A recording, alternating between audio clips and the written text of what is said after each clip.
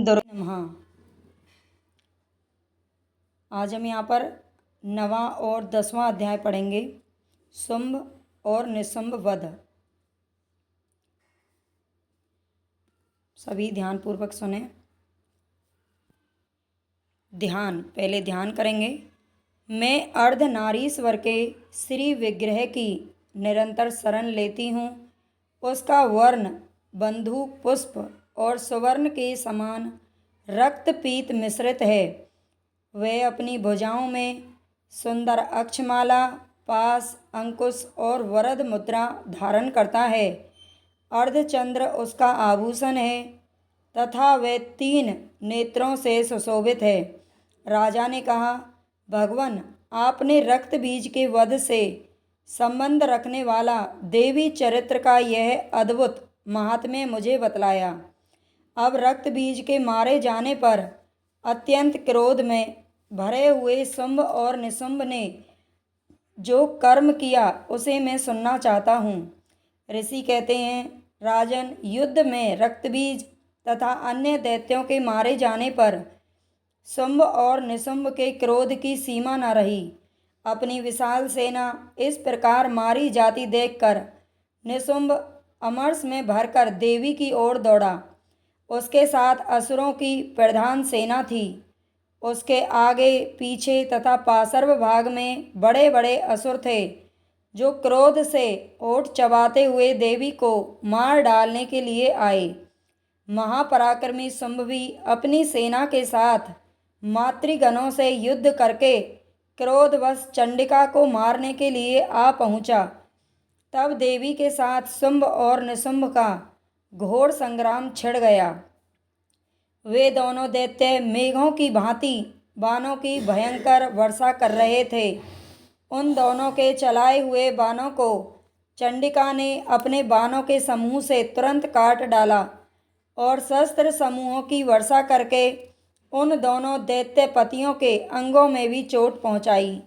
निशुंभ ने तीखी तलवार और चमकती हुई ढाल लेकर देवी के श्रेष्ठ वाहन सिंह के मस्तक पर प्रहार किया। अपने वाहन को चोट पहुंचने पर देवी ने क्षुरप्र नामक बाण से निशुंभ की श्रेष्ठ तलवार तुरंत ही काट डाली और उसकी ढाल को भी, जिसमें 8 चांद जड़े थे, खंड खंड कर दिया। ढाल और तलवार के कट जाने पर निशुंभ ने शक्ति चलाई, किंतु सामने आने पर देवी ने चक्र से उसके भी टुकड़े कर दिए। अब तो निशुंभ क्रोध से जल उठा और उस दानव ने देवी को मारने के लिए शूल उठाया, किंतु देवी ने समीप आने पर उसे भी मुक्के से मारकर चूर्ण कर दिया। तब उसने गदा घुमाकर चंडी के ऊपर चलाई, परंतु देवी के त्रिशूल से कटकर भस्म हो गया। इसके बाद दैत्यराज निशुंभ को फरसा हाथ में लेकर आते देख देवी ने बाण समूहों से उसे घायल कर दिया और धरती पर सुला दिया। उस भयंकर पराक्रमी भाई निशुंभ के धराशायी हो जाने पर शुंभ को बड़ा क्रोध आया और अंबिका का वध करने के लिए आगे बढ़ा। रथ पर बैठे बैठे ही उत्तम आयुधों से सुशोभित अपनी बड़ी बड़ी 8 अनुपम भुजाओं से सारे आकाश को ढककर वह अद्भुत शोभा पाने लगा। उसे आते देख देवी ने शंख बजाया और धनुष की प्रत्यंचा का भी अत्यंत दुस्साह शब्द किया। साथ ही अपने घंटे के शब्द से, जो समस्त दैत्य सैनिकों का तेज नष्ट करने वाला था, संपूर्ण दिशाओं को व्याप्त कर दिया। इसके बाद सिंह ने भी अपनी दहाड़ से, जिसे सुनकर बड़े बड़े गजराजों का महान मद दूर हो जाता था, आकाश, पृथ्वी और 10 दिशाओं को गुंजार दिया। फिर काली ने आकाश में उछलकर अपने दोनों हाथों से पृथ्वी पर आघात किया। उससे ऐसा भयंकर शब्द हुआ जिससे पहले के सभी शब्द शांत हो गए। इसके बाद शिवदूती ने दैत्यों के लिए अमंगलजनक अट्टहास किया। इन शब्दों को सुनकर सारे असुर थर्रा उठे, किंतु शुंभ को बड़ा क्रोध आया। उस समय देवी ने जब शुंभ को लक्ष्य करके कहा, ओ दुरात्मन, खड़ा रह, खड़ा रह, तभी आकाश में खड़े हुए देवता बोल उठे, जय हो जय हो। शुंभ ने वहां आकर ज्वालाओं से युक्त अत्यंत भयानक शक्ति चलाई। अग्निमय पर्वत के समान आती हुई उस शक्ति को देवी ने बड़े भारी लूके से दूर हटा दिया। उस समय शुंभ के सिंहनाद से तीनों लोक गूंज उठे। राजन, उसकी प्रतिध्वनि से वज्रपात के समान भयानक शब्द हुआ। शुंभ के चलाए हुए बाणों के देवी ने और देवी के चलाए हुए बाणों के शुंभ ने अपने भयंकर बाणों द्वारा हजारों टुकड़े कर दिए। तब क्रोध में भरी हुई चंडिका ने शुंभ को शूल से मारा। उसके आघात से मूर्छित होकर वह पृथ्वी पर गिर पड़ा। इतनी ही देर में निशुंभ को चेतना हो गई और उसने धनुष हाथ में लेकर बाणों द्वारा देवी, काली तथा सिंह को घायल कर डाला। फिर उस दैत्यराज ने 10,000 बाहें बनाकर चक्रों के प्रहार से चंडिका को आच्छादित कर दिया। तब दुर्गम पीड़ा का नाश करने वाली भगवती दुर्गा ने कुपित होकर अपने बाणों से उन चक्रों तथा बाणों को काट गिराया। यह देख निशुंभ दैत्य सेना के साथ चंडिका का वध करने के लिए हाथ में गदा लेकर बड़े वेग से दौड़ा। तब उसने तीखी धार वाली तलवार से गदा को शीघ्र ही काट डाला। देवताओं को पीड़ा देने वाले निशुंभ को शूल हाथ में लिए आते देख चंडिका ने वेग से चलाए हुए अपने शूल से उसकी छाती छेद डाली। शूल से विदीर्ण हो जाने पर उसकी छाती से एक दूसरा महाबली एवं महापराक्रमी पुरुष खड़ी रह कहता हुआ निकला। उस निकलते हुए पुरुष की बात सुनकर देवी ठाके मारकर हंस पड़ी और खड्ग से उन्होंने उसका मस्तक काट डाला।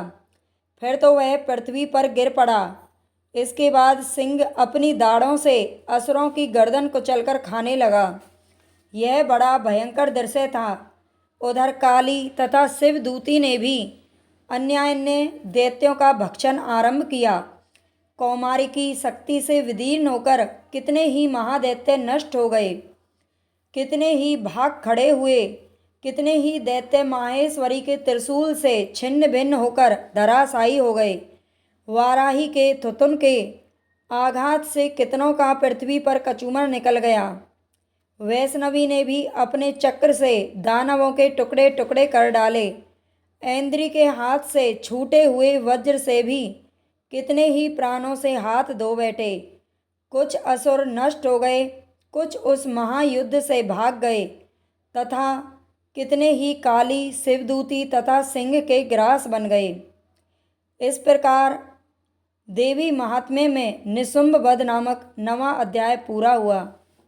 अब हम 10वां अध्याय का पाठ करेंगे, शुंभ वध। ध्यान। मैं मस्तक पर अर्धचंद्र धारण करने वाली शिव शक्ति स्वरूपा भगवती कामेश्वरी का हृदय में चिंतन करती हूँ। वे तपाए हुए सुवर्ण के समान सुंदर हैं। सूर्य, चंद्रमा और अग्नि ये ही 3 उनके नेत्र हैं तथा वे अपने मनोहर हाथों में धनुष, बाण, अंकुश, पास और शूल धारण किए हुए हैं।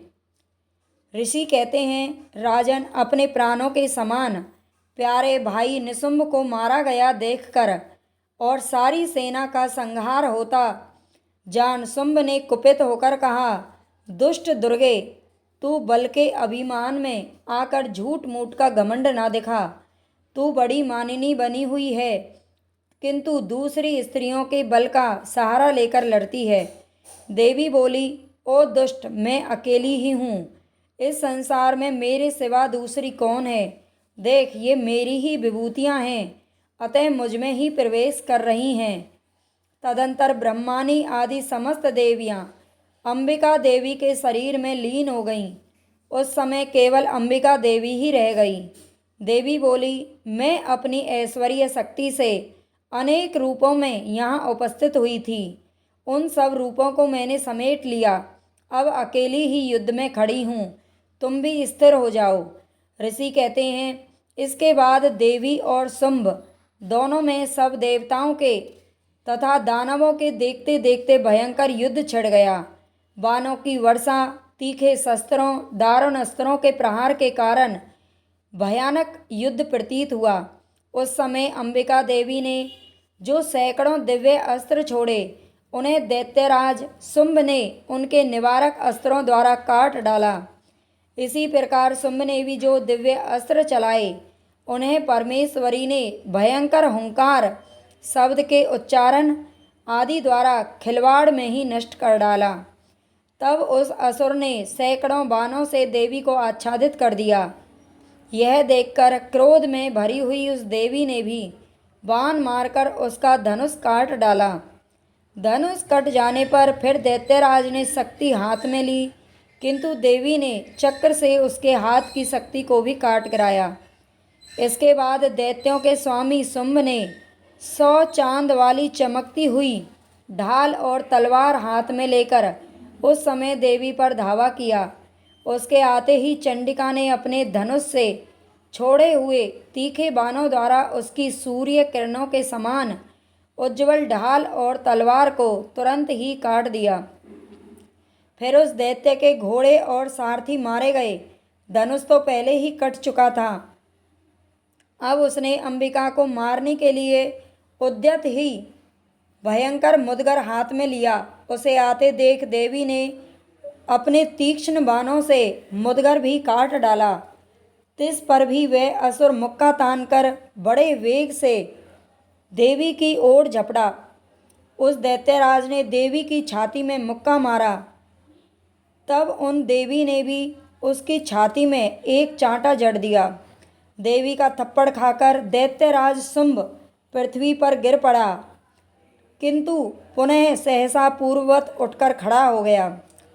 फिर वह उछला और देवी को ऊपर ले जाकर आकाश में खड़ा हो गया। तब चंडिका आकाश में भी बिना किसी आधार के ही शुंभ के साथ युद्ध करने लगी। दोनों का भयंकर युद्ध होने लगा। फिर अंबिका ने शुंभ के साथ बहुत देर तक युद्ध करने के पश्चात उसे उठाकर घुमाया और पृथ्वी पर पटक दिया। पटके जाने पर पृथ्वी पर आने के बाद वह दुष्ट आत्मा दैत्य चंडिका का वध करने के लिए फिर बड़ी वेग से दौड़ा। तब समस्त दैत्यों के राजा शुंभ को अपनी ओर आते देख देवी ने त्रिशूल से उसकी छाती छेदकर उसे पृथ्वी पर गिरा दिया। देवी की शूल की धार से घायल होने पर उसके प्राण पखेरु उड़ गए और वह समुद्रों, द्वीपों तथा पर्वतों सहित समूची पृथ्वी को कांपता हुआ भूमि पर गिर पड़ा। तदंतर उस दुरात्मा के मारे जाने पर संपूर्ण जगत प्रसन्न एवं पूर्ण स्वस्थ हो गया। आकाश स्वच्छ दिखाई देने लगा। पहले जो उत्पात सूचक मेघ और उल्कापात होते थे वे सब शांत हो गए तथा उस दैत्य के मारे जाने पर नदियां भी ठीक मार्ग से बहने लगीं। उस दैत्य शुंभ की मृत्यु के बाद संपूर्ण देवताओं का हृदय हर्ष से भर गया और गंधर्वगण मधुर गीत गाने लगे। दूसरे गंधर्व बाजे बजाने लगे और अप्सराएं नाचने लगी। पवित्र वायु बहने लगी। सूर्य की प्रभा उत्तम हो गई। इस प्रकार श्री मार्कंडेय पुराण में सावर्णिक मनवंतर की कथा के अंतर्गत देवी महात्म्य शुंभ वध नामक 10वां अध्याय भी पूरा हुआ। ओम दुर्गाय नमः।